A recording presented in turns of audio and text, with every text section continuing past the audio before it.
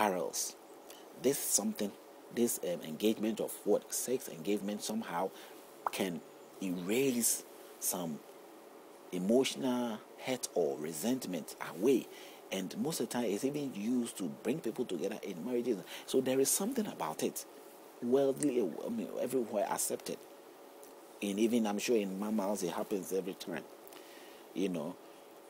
It brings some attachments to you people. So you want to see if that engagement can result in a situation where whoever you are engaging with, in that sense, you people are in a situation where, okay, I think I like her. I think if I'm with her tomorrow or the next day also, I think I would like to be with such a person. Because I like that person. I like the way he treats me, or I like whatever I like, all that. The same thing with a guy. The guy also will say the same thing. The guy is supposed. But if it happens one side and not the other side, it is advisable that whatever position whether you liked him, he didn't like you, or he liked you and you didn't like you, whichever way it is, it's advice for you people to advise us to say that, hey, I don't think we are clicking, so I don't think it's better for us to be together. But when you two are settled, you don't need a third person to tell you to come together, or some miracle to come and tell you, or some God to tell you that you two are meant to be together. No, you naturally stay together. Every time you will feel the attraction of wanting to be together, like something will always put you people together. But it is not so these days, because we have tuned ourselves or feed ourselves with certain norms, and those norms is what held in us, and the result of the norms is always clear before us. There are more divorces is ever been recorded. There are more violence in relationship than can ever be recorded. It's getting worse and worse and worse. It didn't heal the situation. It has not healed the situation. It got to a point where people are even fed up in marriages, or going to these places and making all those, some people can do it and the next day, boom, it's all something else. They split. It's my suggestion, because most of the time they don't know each other. Some people do it because of money. They want to get, into that person's financial coffers, some all sort of means. They are not really truly what it's meant to be, because others also will say, they sort of elicit, they realize that this person like me, I don't like that person, but I'll let it go ahead so that there's so much benefit for me. There are those options that people also will take, and they take advantage of. But I don't care if that person take advantage of you, that you got a chance to be with that person for some time, and he didn't really like you, but you liked him, you were there with him. Your chance to be self-controlled at that time, that when you are with him, to discover you didn't discover whatever you have to discover, fine. Or the person was so smart that you couldn't discover which way it is. But if you still had a grip of yourself, whatever the situation is, you had a moment with a person, he didn't like you, he's gone, let him go or let her go. Let him go or let her go. It doesn't matter, he doesn't want to. You're meant to get another person. There are all sort of people, so many people out there. You will definitely get somebody who wants you, want to be with you, and you also want that person. You will definitely get. It won't necessarily be a soul person.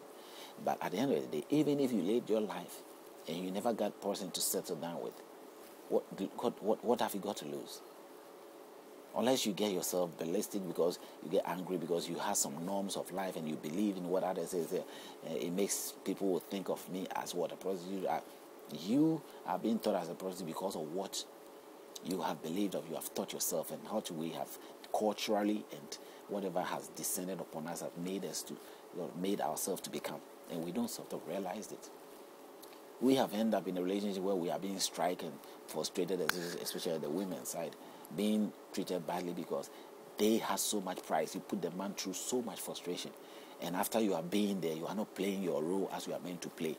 Then the man get upset because you have made promises and you have done that. You are supposed to be domestically ready and provide yourself ready to do, and you are not doing that. Then this guy had to be angry because you can't take him for a fool.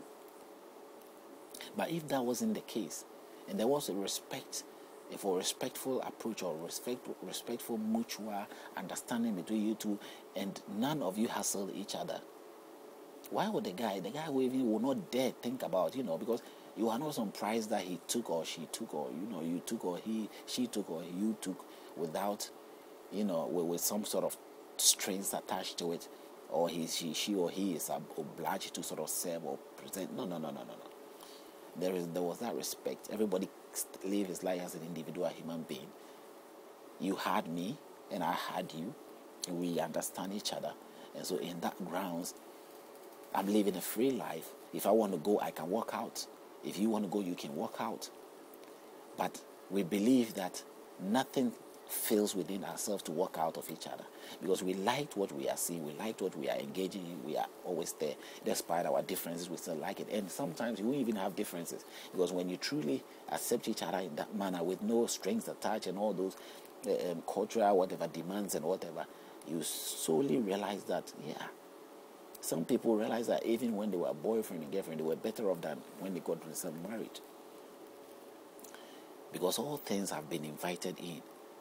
Promises have been made. You've made things that, it makes it hard for you to do anything. You've put norms and some rules attached to your life, and your free life has been taken away from you.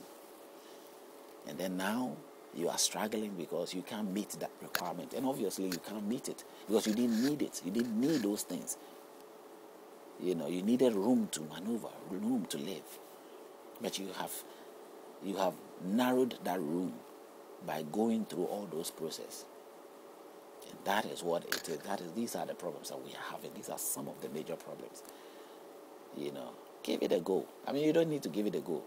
Just retrospect. Think back and see the picture clearly. What is happening? The only thing that makes you wanted to have the wedding because others are having the wedding and you also want to have a wedding. The only thing that makes you do what you do because that is what others are doing. That is what that is nonsense. What others are doing, if they're doing something and it is not right, or it does not breed something good, or you see the results sometimes becoming so bizarre, and you still want to follow through. You are seeing people walking into the gutter, falling in the hole, and you also want to go there and fall in the hole because you believe that yours will work because you are better than them. Is that not it? No. We are all human beings. There are some things that naturally happens that you don't think that you are metallic or something, that something cannot happen to you. So if they fail, that doesn't mean that you will fail. Not everybody went through it, they fail. Okay. Try, make it. I mean, you're entirely to yourself. You can give it a go. You can do whatever you want to do. It's entirely up to you. But I am suggesting something that you have nothing to lose at the end of the day. And think positive of yourself. Because if whatever you're thinking, others might think of you. Whatever those who are thinking of you that way, they are worse off. So you have every right also to think of it that way. But that probably is not necessarily even the case. You are thinking that is what people might think of you, and maybe they are not even think of you that way. So you have to look at it from the positive way. I mean, how can I be in a relationship and not be hurt when it comes that I'm leaving, I'm not going to, sort of annoy my spirit or another spirit, or even my husband or my wife. I walk away with no problems, with no loaded heat on my, at my shoulder or my back of my head or something like that. You just move freely. It's what I'm trying to suggest here. You have no sense of responsibility to worry yourself, to tie yourself down in that way. You have your sense of responsibility to still hold yourself, have your soul intact, be an individual person, sharing a life with another person, and you don't need to necessarily make promises you can't meet, and definitely you can't meet those promises, so you don't even make it at all. Don't let some inspirational thing which has not any valid, authentic, basic person to lure you or make you convinced that you are meant to have done that. Don't your common sense tell you that you love this person or you don't love that person, or you are meant to be? Can't your own senses tell you, make you discover what you want and what you don't want? You have that. Do you need to go and make promise to somebody before you decide to let your mind decide, okay, I want to live with this person the rest of my life? Do you have to go and stand someplace and make some pledges? Why? Are you saying that without a pledge, you are not going to follow through? If your heart and your mind